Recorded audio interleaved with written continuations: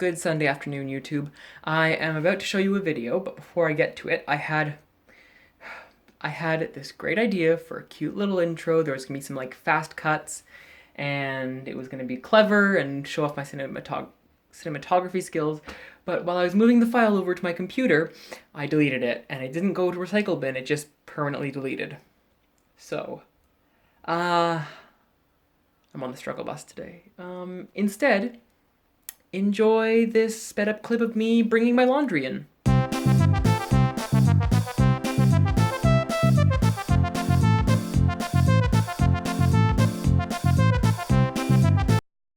So, I want to talk about a couple of experiences that happened to me recently that have made me very aware of the cultural differences between Canada and Japan. And I'm not making this video to hate on Japanese culture or I don't know, like judge one culture as better than another.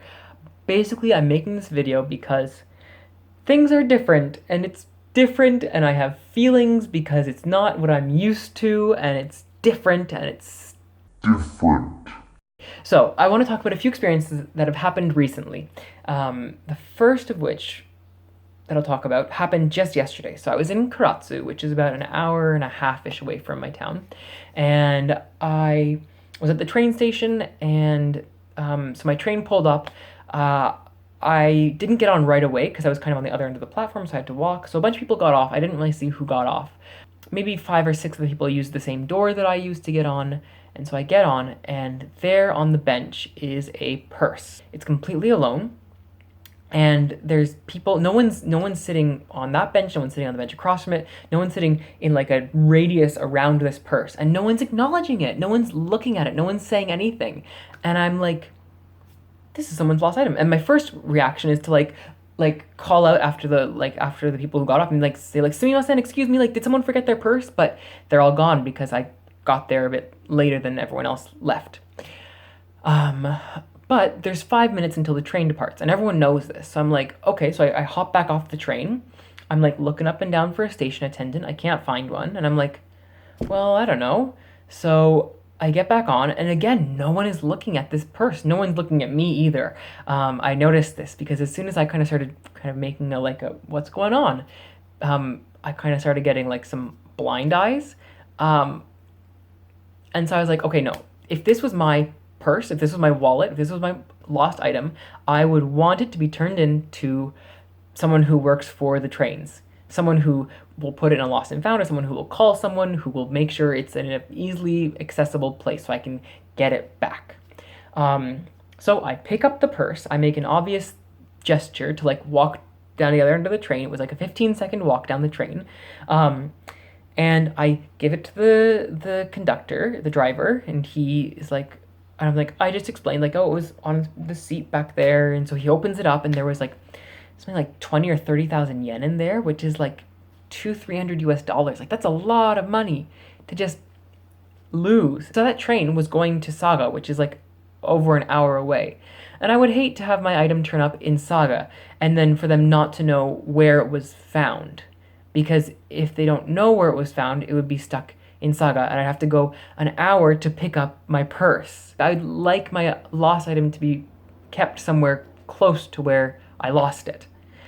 But, and this is 100% me being an armchair anthropologist, so feel free to say whatever, but from what I understand, there's a strong, whatever, part of Japanese culture to not step out of the norm and not do something unusual.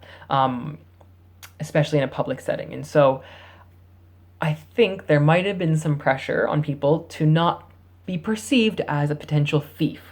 This is kind of what I'm thinking, where it's like, if you pick up a purse and there isn't someone immediately around who can help you, there's like what are they going to do with that purse? There's that little like kind of thought that might be put in some people's minds about your moral character. But like, no. Just help the person. Not that one is better or worse, because there's plenty of problems with maybe being too aggressive in some cultures, such as Canada, where being helpful might be a little overwhelming for someone. So I'm not trying to say that one is bad or good, but the problem that I noticed in the moment and how I felt like I was able to help. Anyway, my next situation so I have a student who I always kind of thought she was a bit standoffish or just wasn't interested in me, but her last name kanji are pretty simple, so I've always tried to call her by her name because, it's like the recognition. I know who you are. You're not just a number. So there's this kanji that it means old, and it's written like this. So it's pronounced ko, or if you make it an adjective by adding a little hiragana at the end, it's pronounced furui, which means old, but like not like a person. Like this bottle is old.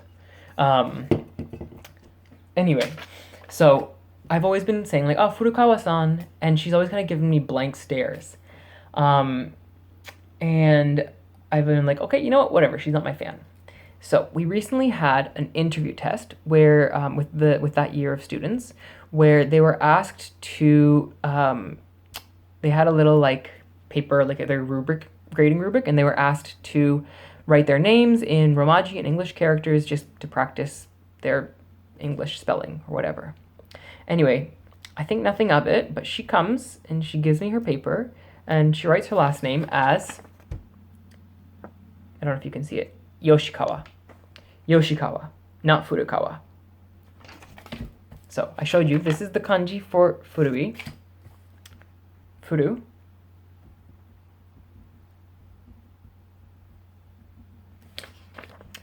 This is the symbol for Yoshi. It means good luck.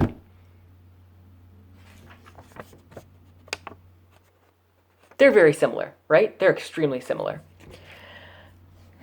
I've been calling her this for 10 months, basically. Maybe I haven't used it every day, but, at least a couple times a month I've called her by her name, and she gives me blank stares. And all over, and I've said it when her friends are around, I've said it when other people are around, I've said it when teachers are around. No one has corrected me in 10 months that her last name is Yoshikawa. And that just made me feel like, oh my God, like how many other things have people been not correcting me on? And it's like when people are afraid to tell you there's spinach in your teeth. It's like, no, please just tell me there's spinach in my teeth. And again, there's the other concept of Japanese culture is face, and not wanting to make someone lose face. So not wanting to make someone seem foolish. Even though, in my opinion, I felt more foolish calling her the wrong name for 10 months rather than being corrected at any point. Because I've technically never been corrected. She's just given me her name written out. Yeah, anyway. So, my last thing. That brings us to zaru soba.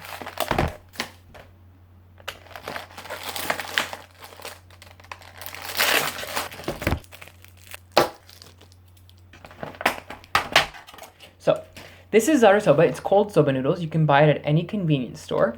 And it comes with 3 different sections. It comes with the soba noodles, it comes with the liquids, and it comes with the toppings. Oh, this one doesn't come with wasabi.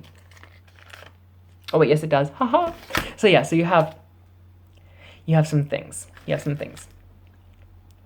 Again, no one has explained things to me, so I've had to figure things out on my own a lot in Japan. So we've got our nori, our seaweed, we've got wasabi, we've got our soba tsuyu, our soba like dipping sauce, and then we've got some water. And yeah, so we've got some water. This stuff is pretty obvious. Like if you've gotten soba before, there's a little cup. You put this in the cup. There you go. And then the toppings, you put in the toppings as much as you want. So you've got the green onion over here, which I can't show because there's water in now. But okay, I will show you like this. You can see this cup is like, I don't know, maybe half full. So my thought that I thought is that maybe this is like a concentrated sauce, and so the water is to just kind of dilute it a little bit, because there's so much space here.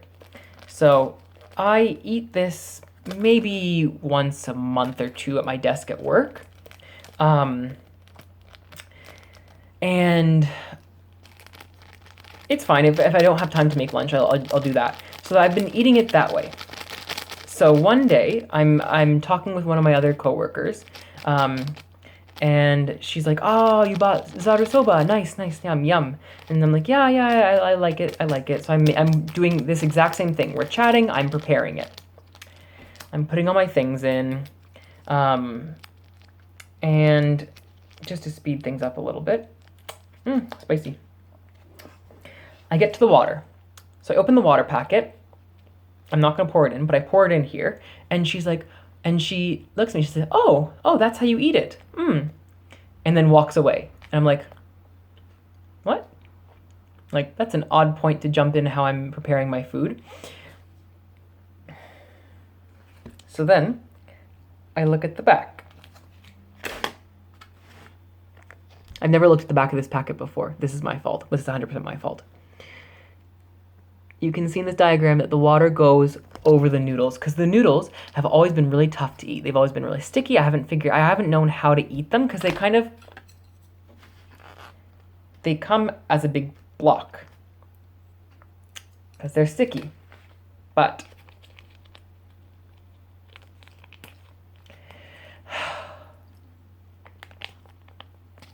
when you pour water on the noodles, and you mix it up a little bit,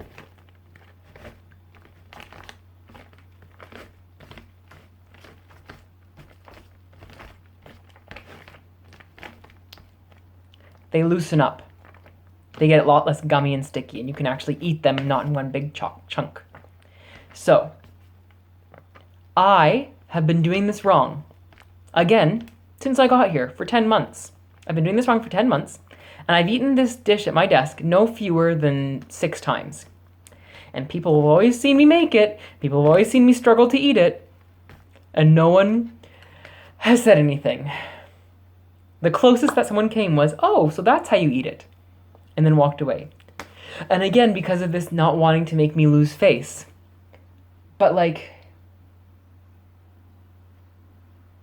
I wish someone had just told me how to eat the noodles. So, yeah, I feel a little sad making this video because, you know, it's like when you feel foolish, it's not a great feeling to realize that people have been seeing you struggle and fail and no one has helped you. You know, it almost like, so we're going to get honest. We're going to get deep for a second. I have a bit of like not inferiority complex, but I have a bit of like I don't know what to call it. When I was little, I really hated being teased. Like, it really bugged me, and it still bugs me, and I don't love it when people get teased on like a personal level, and in a way that isn't immediately playfully joking. And so it's just, and I know this is my own baggage that I'm bringing with me, but it just hurts, you know? But anyway, this is all part of living in a culture that is different from the one you grew up in. And it's all part of intercultural awareness. And like I said, I'm not comparing one to another because Canada's not perfect either. But I'm just glad that day by day I'm learning how to live and I can eat my soba. So, kanpai.